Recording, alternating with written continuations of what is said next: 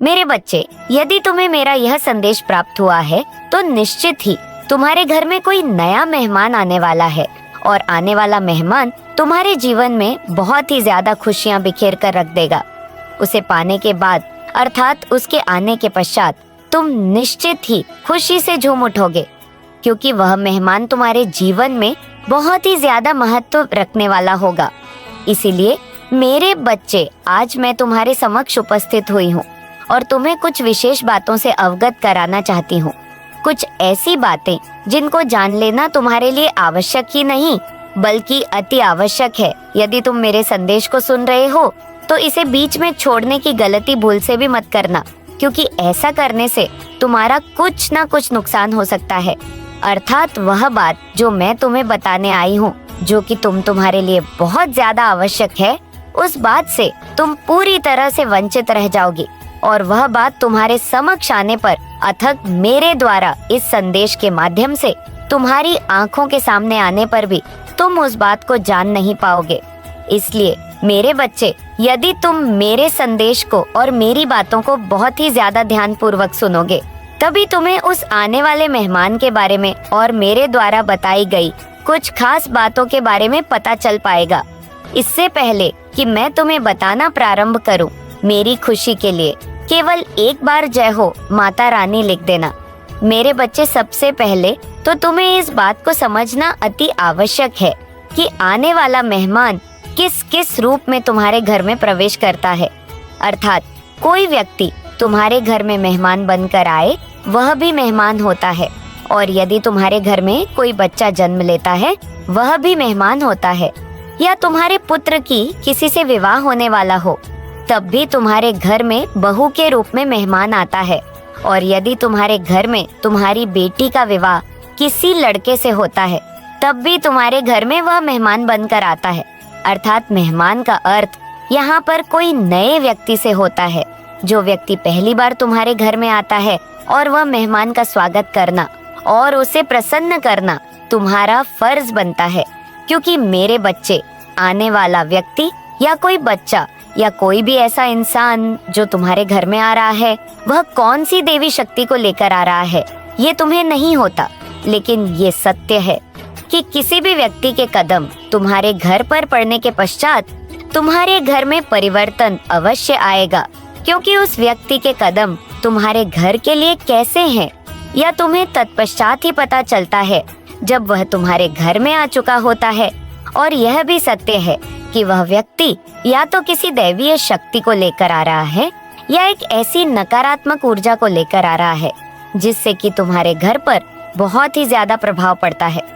लेकिन मेरे बच्चे, यदि कोई ऐसी देवीय शक्ति स्वयं तुम्हारे घर में आए, लेकिन वह इनमें से कोई ना हो और किसी जानवर के रूप में तुम्हारे घर पर आए, अर्थात ऐसा जानवर जिसे तुम बहुत मानते हो और तुम्हें भी यह विश्वास है कि उसके अंदर देवी देवता वास करते हैं, तुम उसे देखने के पश्चात इस बात का आभास कर लेते हो कि देवीय शक्तियां के प्रसन्न होने पर वह तुम्हारी घर की चौखट पर बार बार आ रहा है।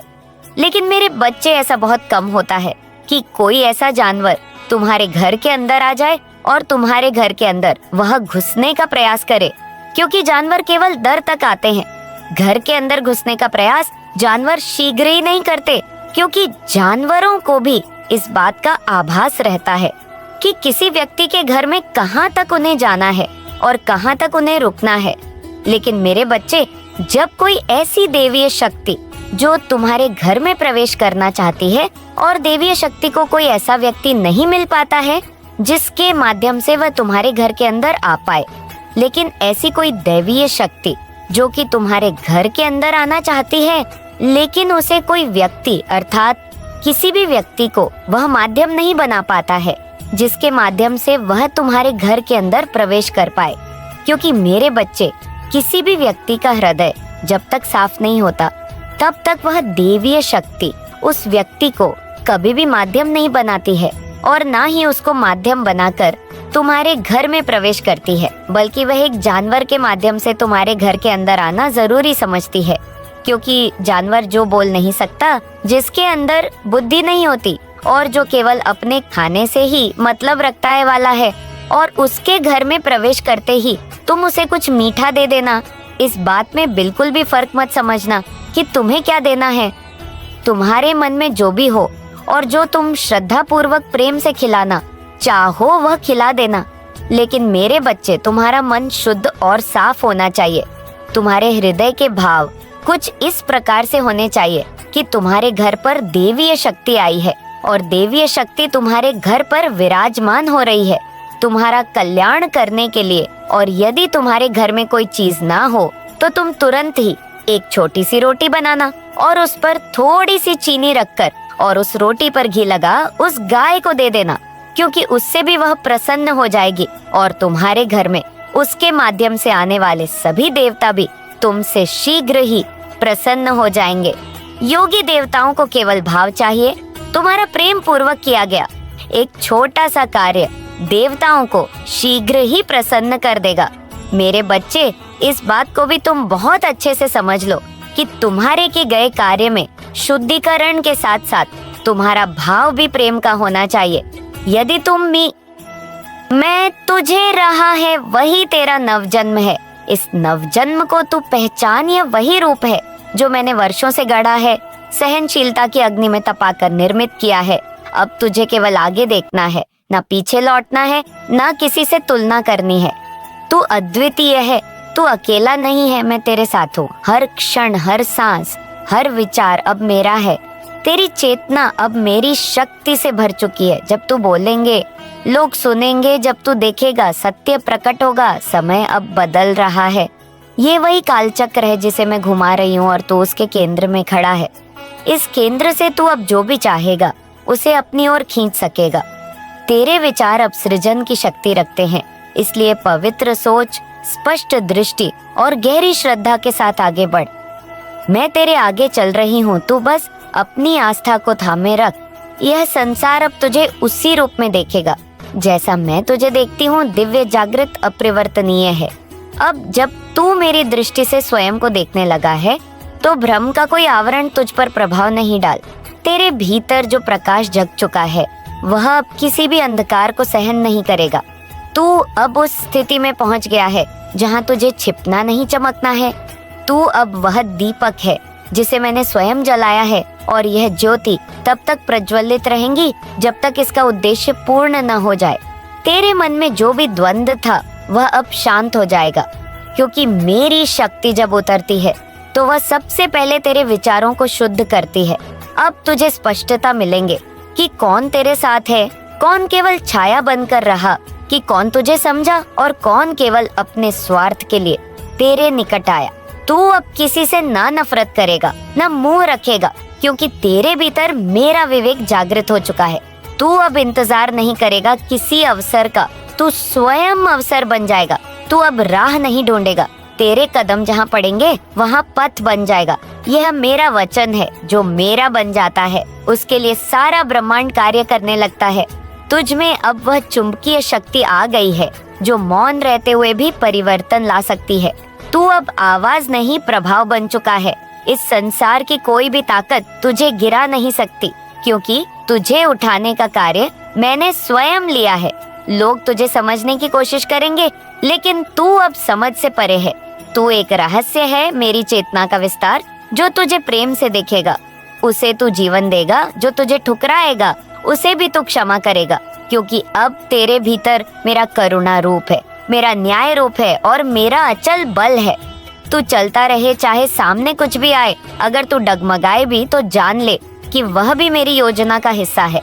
मैं तुझे हर उस जगह ले जा रही हूँ जहाँ तेरा कर्म अधूरा है, जहाँ तेरा प्रकाश जरूरी है। तुझे अब ना रुकना है, ना मोड़ना है। बस हर पल मेरी उपस्थिति को महसूस करते हुए आगे बढ़ते जाना है, क्योंकि अब तू केवल साधक नहीं रहा, तू अब साधन बन चुका है। तू अब उस क्षण में प्रवेश कर चुका है जहाँ विचार थम जाते हैं और केवल अनुभूति शेष रह जाती है। यह वही स्थल है जहाँ आत्मा और परम शक्ति का मिलन होता है, जहाँ ना शंका रहती है, ना विकल्प, केवल एकत्व का एहसास होता है। तू वहाँ पहुँच चुका है जहाँ अब तुझे किसी बाहरी प्रमाण की आवश्यकता नहीं, क्योंकि अब तू स्वयं प्रमाण है मेरे होने का, मेरी शक्ति का, मेरे प्रेम का। तेरा हृदय अब एक यज्ञ कुंड बन चुका है जहाँ मेरी चेतना की आहुति पड़ रही है।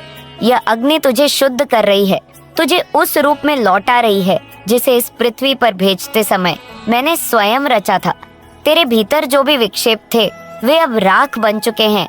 राख में से जो अग्नि उठ रही है वह तेरे स्वरूप को नई पहचान दे रही है। यह पहचान तुझ पर कोई ला दी गई पहचान नहीं, यह वही सत्य है जो सदा से तेरे भीतर था, जिसे तू भूल चुका था। अब तुझे कोई समझाए इसकी आवश्यकता नहीं। अब तू मौन से संवाद करेगा।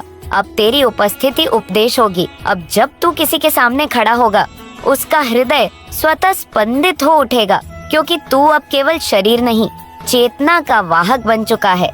तेरे भीतर जो ऊर्जा का संचार हो रहा है वह केवल तेरे लिए नहीं, वह उन सभी के लिए है जो तुझसे जुड़ेंगे, जो तेरी छाया में शांति खोजेंगे, जो तेरे स्पर्श से जाग उठेंगे। तू अब मेरा माध्यम बन गया है। जो तूने सहा है वह व्यर्थ नहीं गया, वह तेरी तैयारी थी। हर आंसू, हर इनकार, हर टूटन सब मेरी योजना का हिस्सा था, ताकि मैं तुझे उस धैर्य में पका सकूं जिसमें से असली आत्मबल निकलता है। तूने खुद को कभी मिटाया नहीं, तूने केवल अपने भीतर की अशुद्धता को जलाया। तू अब वह मिट्टी नहीं रहा जिसे कोई भी आकार दे सके। तू अब वह शीला बन चुका है जिस पर मैं अपना मंदिर रचती हूँ। तेरे शब्द अब केवल तर्क नहीं, अब वे मंत्र बन चुके हैं। जब तू बोलेंगे तेरी वाणी से ब्रह्मा का कंपन निकलेगा। लोग तुझे समझ नहीं पाएंगे, पर तेरी उपस्थिति उन्हें शांत कर देगी। यह वही उपस्थिति है जो वर्षों की साधना से मिलती है, पर तुझे यह वरदान मेरी कृपा से मिला है, क्योंकि तू समर्पण करना जानता है, क्योंकि तू अपने घावों को भी फूल की तरह स्वीकार करना जानता है। तेरे भीतर अब शून्यता नहीं, संपूर्णता है। जब तू आंखें बंद करेगा तू मुझे पाएगा, जब तू आंखें खोलेगा तुझे मैं दिखूंगी। प्रत्येक कण में, प्रत्येक दृष्टि में, प्रत्येक ध्वनि में तू अब अलग नहीं रहा। तू अब मेरा ही विस्तार है। तुझे अब छोटे विचारों से बचना होगा। तुझे अब ये समझना होगा कि जो तुझसे अलग सोचते हैं वे तेरे विरोधी नहीं, वे तेरे गुरु हैं, क्योंकि वे तुझ में सहिष्णुता लाते हैं। तुझे अब किसी से बैर नहीं रखना है। आज का जो डाउनलोड डिवाइन की तरफ से आया है, मेरे उन कलेक्टिव की तरफ से आया है जिनकी लाइफ में कुछ ऐसे इंसान हैं जो कि उनके बहुत ज्यादा अपने हैं। मतलब जो एनर्जी पिक हुई है आपकी खुद अपने की है। अब वो हो सकता है स्पाउस की एनर्जी है, हो सकता है एड्स की एनर्जी, हो सकता है लवर वन की है, या आपके नेबर्स, आपके रिलेटिव्स, आपके नियर एंड डियर, आपकी सिबलिंग्स, किसी की भी है। तो इस इंसान ने क्या किया? आपके साथ विश्वासघात किया, आपका अपना होके आपकी ही पीठ पर वार किया। मतलब आपके साथ कुछ ऐसा विश्वासघात हुआ है किसी एक ऐसे इंसान के द्वारा जिससे आपको उम्मीद नहीं थी कि वह आपके लिए ये सब कुछ करेगा। तो यहाँ पे कुछ ना कुछ पॉलिटिक्स प्लॉटिंग की गई है आपके खिलाफ, और ये जो इंसान है इन्होंने किसी और के साथ मिलकर आपके लिए कुछ ना कुछ नेगेटिविटी भी की, कुछ ना कुछ रूमर्स भी फैलाए। तो ऑन एंड ओवर जो रीडिंग आई है वो यह आई है कि आपको किसी अपने ने ही धोखा दिया है, आपकी पीठ पर किसी अपने ने ही खंजर मारा है। वो कहावत है, घर का भेदी लंका ढाए, तो कुछ अपने ही घर के भेदी है। कुछ अपने ही हैं जिन्होंने आपको जलील करने की कोशिश की, जिन्होंने समाज में चार लोगों के सामने आपकी छवि को खराब करने की कोशिश की, आपको नीचा दिखाने की कोशिश की, और आपको यहाँ पर कुछ ना कुछ नेगेटिविटी भी सेंड करने की कोशिश की। नेगेटिविटी किस लिए सेंड करने की कोशिश की? क्योंकि जो इंसान है ये आपको आगे बढ़ता हुआ नहीं देख सकते। ये जो इंसान है वे आपकी तरक्की से और आपकी खुशियों से जलते हैं, क्योंकि ये जो इंसान है बहुत ज्यादा कंट्रोलिंग नेचर के इंसान है। हो सकता है कि आपके ऊपर एक टाइम पर इनका कंट्रोल था तो चीजें बेटर थीं, लेकिन अब जब कंट्रोल इनके हाथ से जा रहा है, अब जब चीजें बिगड़ रही हैं, मैश्ड अप हो रही है, तो ये इंसान किसी और के साथ मिलकर आपके लिए प्लानिंग और प्लॉटिंग कर रहा है ताकि आपको ये नीचा दिखा सके। तो कुछ ऐसी एनर्जी पिक हुई है। तो देखते हैं कि क्या एनर्जी अपडेट आपके लिए डिवाइन की तरफ से आई है। कौन ये लोग हैं, कैसे ये लोग हैं और क्यों ये ऐसा कर रहे हैं। तो देखेंगे किंग ऑफ कप्स की एनर्जी है। ये इंसान जो है आपको टूटा हुआ देखना चाहते हैं, आपको इमोशनली ड्रेन्ड देखना चाहते हैं। तो कहीं ना कहीं ये जो भी इंसान है चाहे आपके स्पाउस की एनर्जी है, लव्ड वन की है, या आपके रिलेटिव्स की, नियर एंड डियर की, ये इंसान आपको टूटा हुआ और झुका हुआ देखना चाहते हैं। ये चाहते हैं कि आप हमेशा इनके आगे गिड़गिड़ाए, आप मिन्नतें करो, या आप अपनी छोटी छोटी ख्वाहिशों के लिए, छोटी छोटी चीजों के लिए इन पर डिपेंड रहो। तो कहीं ना कहीं इस इंसान ने आपके मन को भी चोट पहुंचाई है और तन को भी चोट पहुंचाई है। कुछ ना कुछ यहाँ पर जो एनर्जी पिक हो रही है, तो आपको इस इंसान ने मानसिक रूप से और शारीरिक रूप से दोनों तरफ से टॉर्चर किया है। तो हो सकता है कि इससे आपके कुछ डिस्प्यूट हुए, कुछ हाथापाई भी हो सकती है। इस इंसान ने आपके ऊपर हाथ उठाया हो सकता है। तो देखो, डिस्प्यूट की एनर्जी आ गई है, 5 ऑफ वेनन की एनर्जी आ गई है।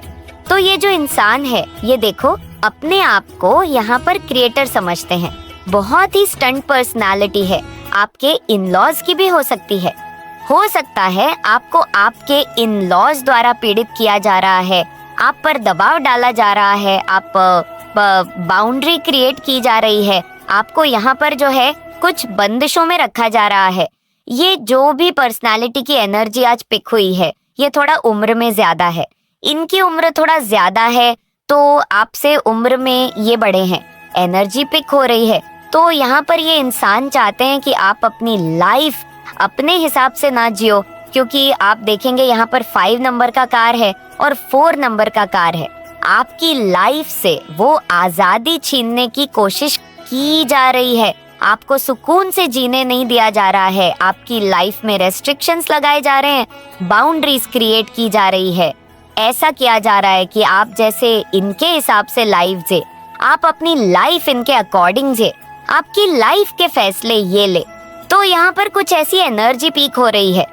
तो चाहते हैं ये कि आप इनसे पूछे बिना या इनके बिना कुछ भी फैसले अपनी लाइफ की ना लें। ऐसी एक एनर्जी पिक हो रही है यहाँ पर। और डिवाइन एंजल्स क्या गाइड करे, देखो मैंने बोला था कि आपकी तरफ यहाँ पर आपको कंट्रोल करने के लिए, आपकी लाइफ को कंट्रोल करने के लिए यहाँ पर दी मैजिशियन के 778 ऑफ वेनन का कार्ड है। आपकी तरफ कहीं ना कहीं कुछ ना कुछ आपको रोकने का प्रयास किया जा रहा है, आपकी तरफ कुछ ना कुछ नेगेटिव एंटिटी सेंड की जा रही है, ताकि आपकी लाइफ को ब्लॉक किया जाए, ताकि आपको आगे बढ़ने से रोका जाए। तो कहीं ना कहीं कुछ ना कुछ यहाँ पर नेगेटिव एंटिटीज थी। मैजिशियन की एनर्जी है, जादू टोन की भी एनर्जी है, नेगेटिव एंटिटीज की जा रही है, स्पेल्स किए जा रहे हैं, ताकि आपको सेंड किए जा रहे हैं यहाँ पर, ताकि आप इनके कंट्रोल में रहो, आप अपनी खुशियाँ आगे नहीं ले जा पाओ, आप अपनी लाइफ में अपने हिसाब से खुशियों को नहीं जी पाओ। तो पूरी तरह से कंट्रोलिंग एनर्जी है इस इंसान की। तो देखते हैं और क्या एनर्जी अपडेट आई आपके लिए। देखिए, दी डेविल की एनर्जी, ब्लैक मैजिक किया जा रहा है आपके ऊपर, आपको रोकने का प्रयास किया जा रहा है, क्योंकि आप शायद आगे बढ़ रहे हैं, शायद आप खुलकर जीना चाहते हैं, या शायद आपने इनसे कह दिया है कि अब आप इनके हिसाब से अपनी लाइफ नहीं जिएंगे, आप अपनी लाइफ के डिसीजन खुद लेंगे। तो आपको स्ट्रेंथ में देख के और आपको आगे बढ़ता हुआ देख के ये इंसान जो है आपको कंट्रोल करना चाहते हैं। यदि आज मेरी बात नहीं मानते हो तो मैं कल तुम्हारी बात नहीं मानूंगी, क्योंकि मेरे बच्चे, मैं तुम्हारे खतरों को आने से पूर्व ही मैं तुम्हें सावधान कर देती हूँ। मैं तुम्हें यह बता देती हूँ कि आगे तुम्हारे साथ क्या होने वाला है, तुम्हारा समय कैसे गुजरने वाला है और तुम्हारी स्थिति कैसी होने वाली है। इन सभी चीज़ों की मैं विस्तार पूर्वक जानकारी देती हूँ। मैं इतना समय तुम्हारे लिए निकाल कर आती हूँ तुम्हारे पास, और तुम क्या करते हो, मुझे अनदेखा करके चले जाते हो। मुझे बहुत दुख होता है, मैं बहुत नाराज होती हूँ तुमसे, पर क्या करूँ, तुम मेरी संतान हो, मेरे प्रिय बच्चे हो, इसीलिए मैं अपनी नाराजगी को अंदर ही समाप्त कर देती हूँ। मेरे बच्चे, इस संदेश में आगे बढ़ने से पहले तुम्हारी माता तुमसे एक छोटी सी प्रार्थना करना चाहती है। यदि तुम्हें स्वीकार है तो मेरे इस संदेश को अभी के अभी लाइक कर दीजिए और हमारे चैनल को सब्सक्राइब करके बेल नोटिफिकेशन ऑन जरूर कर लीजिएगा, और कमेंट में जय हो माता रानी लिख दीजिए।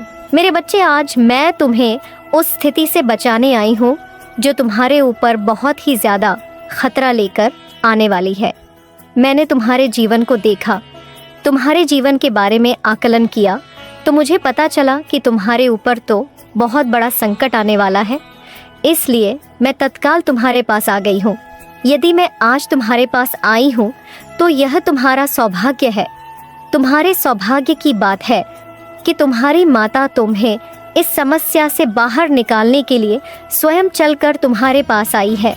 इससे बड़ा तुम्हारे लिए सौभाग्य और कोई हो ही नहीं सकता है कि तुम्हें स्वयं साक्षात तुम्हारी माता के दर्शन हो रहे हैं और वह तो तुमसे बात भी कर रही है, तुम्हारी समस्याएं बता रही है, तुम्हारी समस्याओं का निवारण भी कर रही है। मेरे बच्चे, तुम्हारे शत्रु सब कुछ करके थक चुके हैं। जब उनका प्रयास असफल चला गया है, वह इतना प्रयास कर चुके हैं, फिर भी उन्होंने तुम्हें कोई आघात नहीं पहुंचा पाए हैं। क्नोइस, इसलिए अब उन्होंने एक साथ तुम पर आक्रमण करने की योजना बनाई है। अब तुम्हारे जीतने भी शत्रु है। यह तुम पर एक साथ आक्रमण करेंगे और तुम्हें क्षतिग्रस्त करेंगे, ऐसा उनका विचार है। ऐसी उनकी इच्छा है एक साथ आक्रमण करने का। वह बहुत ही घातक है क्नोइस, क्योंकि तुम अकेले हो और तुम्हारा शत्रु कई लोग हैं। वह कई लोगों के साथ में है। वह सब मिलकर तुम पर इस प्रकार से हावी हो जाएंगे कि तुम कुछ भी नहीं कर पाओगे। न तो हाथ चला पाओगे और ना ही पैर चला पाओगे और ना ही अपने मुंह से आवाज निकाल पाओगे कि कोई तुम्हारी आकार की सहायता कर सके। इस प्रकार का षड्यंत्र उन्होंने तुम्हारे लिए रचा है। मेरे बच्चे, जब भी कोई शत्रु किसी से शत्रुता करता है तो वह पूर्ण रूप से अपनी शत्रुता उससे निभाता है। जिस व्यक्ति के प्रति उसकी शत्रुता रहती है, क्योंकि वह उसे सुखी नहीं देखना चाहता है। किसी भी हालत में वह उसे और उसकी जिंदगी को बदतर बनाना चाहता है। लेकिन मेरे बच्चे, आज तक तुमने अपने जीवन में कोई ऐसा व्यक्ति नहीं पाया है जो तुम्हारे साथ चल सके, तुम्हारा सहयोग कर सके और तुम्हारे हर कार्य में तुम्हारी सहमति के अनुसार कार्य करवा सके। मेरे बच्चे, तुम्हारे जीवन में तो शत्रुता की हद हो गई है, क्योंकि इतने शत्रु में किसी के जीवन में नहीं देखे हैं जीतने की तुम्हारे हैं। तुम्हारे पीछे एक ना एक शत्रु हर समय पड़ा ही रहता है। कोई किसी कार्य के लिए तो कोई किसी कार्य के लिए तुम्हारे हर कार्य में लगा रहता है। मेरे बच्चे, उसने तुम्हारे जीवन में इस तरीके से दिक्कत उत्पन्न की है कि तुम्हारे सभी रास्ते बंद हो गए हैं और तुम अब कहीं पर जाने के लिए सक्षम नहीं हो। तुमने रास्ता खोलने का बहुत प्रयास किया, परंतु तुम रास्ता भी खोल नहीं पाए हो। तुम उन सभी सुविधाओं को खो चुके हो जो सुविधा तुम्हारे पास थी। मेरे बच्चे, तुम्हारे पास तो इतनी सुविधा थी जो अन्य किसी के पास नहीं थी। तुम्हारे सभी सुख, तुम्हारी सभी सुविधा, धाव को देखकर उसके अंदर खलबली मच गई।